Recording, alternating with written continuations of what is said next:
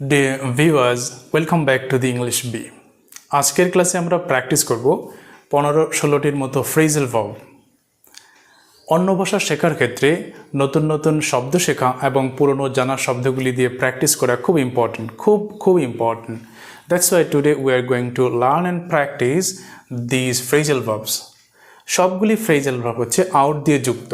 আজকের বিশেষত্ব হচ্ছে ফ্রেজাল ভার্বগুলি যে সবগুলি ফ্রেজাল ভার্ব আউট দিয়ে যুক্ত, অর্থাৎ শব্দের সঙ্গে যখন আউট যুক্ত হয় তখন শব্দটা চেঞ্জ হয়ে অন্য মিনিং হয়, শব্দের মিনিংটা চেঞ্জ হয়ে অন্য মিনিং হয় এবং সেটা ফ্রেজাল ভার্ব হয়ে যাচ্ছে।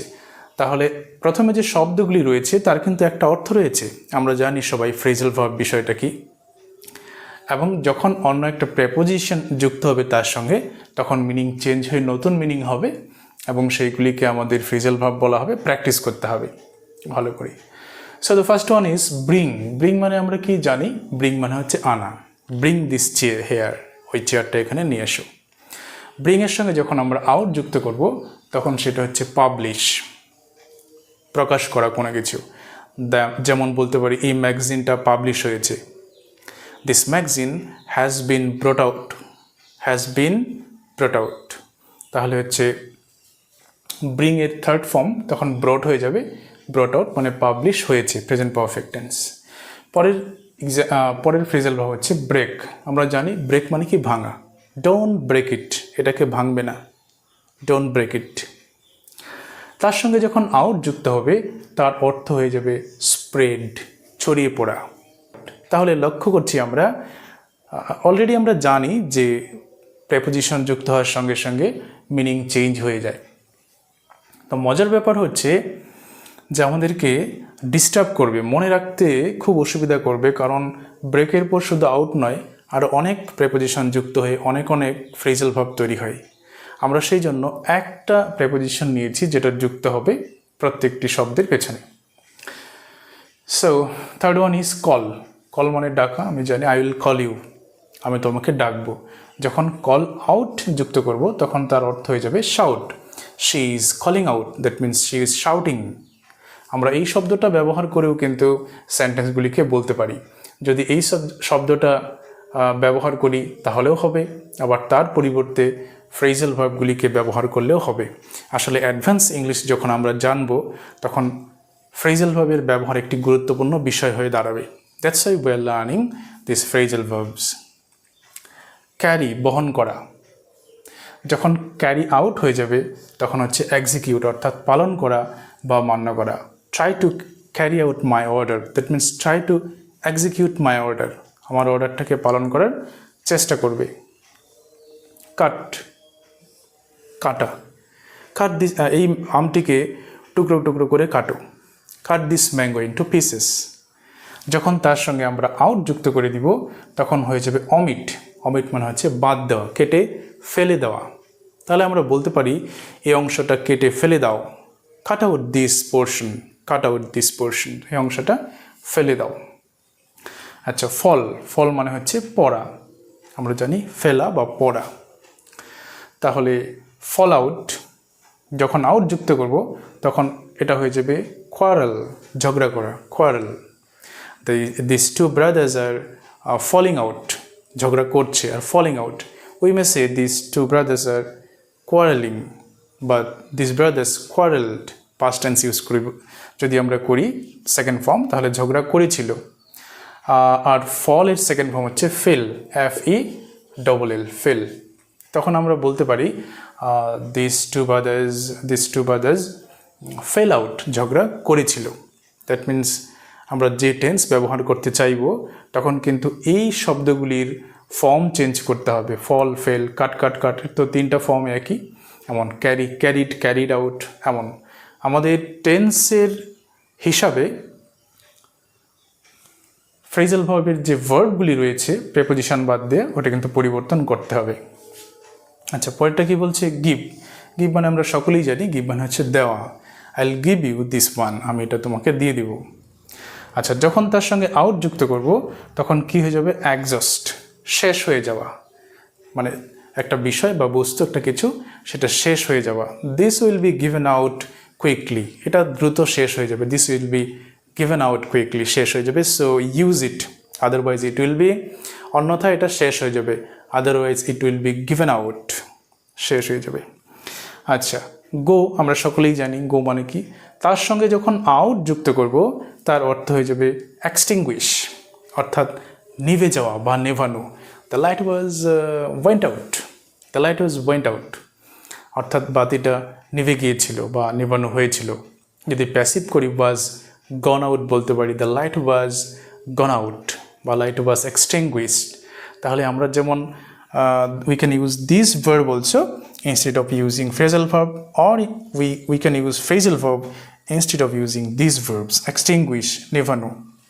তাহলে লাইটটা নিভে গিয়েছিল, the light was went out or light was gone out. Number 9, look out. So we know the meaning of look, তাকানো। look at this, look at, তাকানো কোনো দিকে, মন দিয়ে তাকানো। আমরা তার সঙ্গে যদি আউট যুক্ত করি, দ্যাট মিন্স সার্চ হয়ে যাবে, খোঁজা, the police are looking out the criminal for the criminal, the police are looking out for the criminal, তাহলে হচ্ছে সার্চ করছে, খুঁজছে। So we can see that this preposition changes the meaning of this verb, that's called phrasal verb. Last one is number 10 is make, তৈরি করা। she is making a doll, সে একটা পুতুল তৈরি করছে। my mother is preparing, my mother is making some delicious food, এমন বলতে পারি। ওকে, আচ্ছা, কিন্তু যখন যুক্ত হবে হচ্ছে আউট, আন্ডারস্ট্যান্ড, তখন কি হবে এর অর্থ? Understand. try to make out this meaning, try to make out the problem, মানে আন্ডারস্ট্যান্ড দ্য প্রবলেম। তাহলে আমরা কি বলতে পারি? try to understand the problem or try to make out the problem. Number 11, put out, extinguish. put মানে হচ্ছে রাখা, আমরা জানি। put the lamp on the table, অর্থাৎ টেবিলের মধ্যে রাখো ল্যাম্পটাকে, put the lamp on the table। কিন্তু ল্যাম্পটাকে নিভাও যদি আমরা বলতে চাই, then we will use put out, extinguish, put out the lamp, please put out the lamp or put out the light, এটাকে নেভাও, এমন। 12 নম্বর কি বলছে? রান। রান মানে দৌড়ানো, আমরা জানি। তার সঙ্গে যখন আমরা আউট যুক্ত করব, এর অর্থ হচ্ছে এক্সস্ট বা শেষ হয়ে যাওয়া।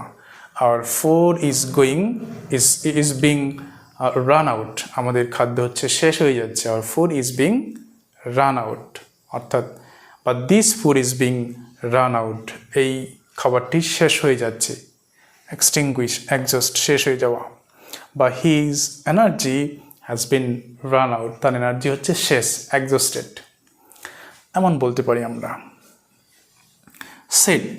সেটের অনেক কয়টি মিনিং আছে, যেমন একটা রাখা অর্থে আমরা ব্যবহার করতে পারি, set this book on the table, বইটাকে টেবিলের উপরে রাখো। Set out, if we use then it will be change to start, specially হচ্ছে যাত্রা। যখন যাত্রা শুরু করা আমরা বুঝাই, এক জায়গা থেকে যাত্রা আমরা শুরু করব অন্য জায়গার উদ্দেশ্যে, তখন আমরা সেট আউট ব্যবহার করতে পারি। যেমন আমরা বলতে পারি we started our journey for মুম্বাইয়ের জন্য যাত্রা শুরু করেছিলাম। আমরা ব্যবহার করতে পারি হচ্ছে set out, we set out for Mumbai, we set out from Cooch Behar, Jalpaiguri, এখান থেকে যাত্রা শুরু করেছিলাম। Or we set out at 9:30 আমরা যাত্রা শুরু করেছিলাম। সেটের কিন্তু 3টা ফর্মই একই, সেট। ওকে, স্ট্যান্ড, দাঁড়ানো। He was standing at the bus stop, সে বাস স্টপে দাঁড়িয়েছিল। যখন তার সঙ্গে আমরা আউট যুক্ত করব, তার অর্থ হচ্ছে অপোজ। যেমন সে আমার প্রপোজালটার বিরোধিতা করেছিল। হি স্টুড আউট, বিরোধিতা করা। হি stood out my proposal or he opposed my proposal. Okay. Work, কাজ করা। All of you know that the meaning of work is, কাজ করা। তাহলে work out যখন ব্যবহার করব, তার অর্থ হচ্ছে solve. He is trying to work out the problem, he is trying to work out the sum. সে অঙ্কটা সমাধান করার বা অঙ্কটা কষার চেষ্টা করছে। He is trying to work out the sum. Work out দিয়ে আরেকটা আমরা নিয়েছি ওয়ার্ক আউট, প্র্যাকটিস। ওয়ার্কআউট মানে হচ্ছে প্র্যাকটিস। আমরা যদি বলি দ্য প্লেয়ার, খেলোয়াড়রা মাঠে প্র্যাকটিস করছে, the players are practising in the field. We can use also this phrasal verb, the players are working out in the field, the players are working out in the field. তাহলে আমাদের কেন একটু জানতে হবে বা কেন বেশি করে প্র্যাকটিস করতে হবে, লক্ষ্য করো যে শব্দগুলির অর্থ রয়েছে ব্রিং মানে আনা, আউট বসানোর সঙ্গে সঙ্গে সেটা কিন্তু অন্য মিনিং হয়ে যাচ্ছে। যেমন কল মানে হচ্ছে ডাকা, ডাকা। এবার কল আউট যখন, তখন শাউট হয়ে যাচ্ছে, চিৎকার করা, চিৎকার করে ডাকা, কল আউট, শাউটস। পুট মানে রাখা, তার সঙ্গে আউট যুক্ত করলে যে নেভানো হয়ে যাবে, এক্সটিংগুইশ, সেটা কিন্তু এমনি কোনো রুলস নেই যে পুটের পর আউট যুক্ত করলে এই হিসাবে এক্সটিংগুইশ হবে, পুটের পর ইন যুক্ত করলে সেটা হবে, এরকম কোনো নিয়ম নেই। সেগুলিকে নিরন্তর পড়াশোনা পড়তে হবে, প্র্যাকটিস করতে হবে, তবেই ফ্রেজাল ভার্বগুলি আমাদের মনে থাকবে, আদারওয়াইজ কিন্তু মনে থাকবে না। আর অ্যাডভান্স ইংলিশ শেখার জন্য ফ্রেজাল ভার্ব বা ফ্রেজেসগুলি হচ্ছে খুব গুরুত্বপূর্ণ। That's why we must keep practising regularly, specially the phrasal verbs, otherwise we can't remember this one. সেই জন্য আমি ফ্রেজাল ভার্বকে ভেজাল ভার্ব বলি। ভেজাল বাংলা একটা শব্দ যে আছে, ফ্রেজাল ভার্ব মনে রাখা খুব কঠিন, সেই জন্য এটাকে ভেজাল ভার্ব বলে থাকি আমি। ঠিক আছে, তাহলে আজকের লেসন আমরা এই পর্যন্তই রাখছি। আমরা এগুলিকে প্র্যাকটিস করব। সবাই সুস্থ থাকবে, ভালো থাকবেন। Thank you for watching the lesson.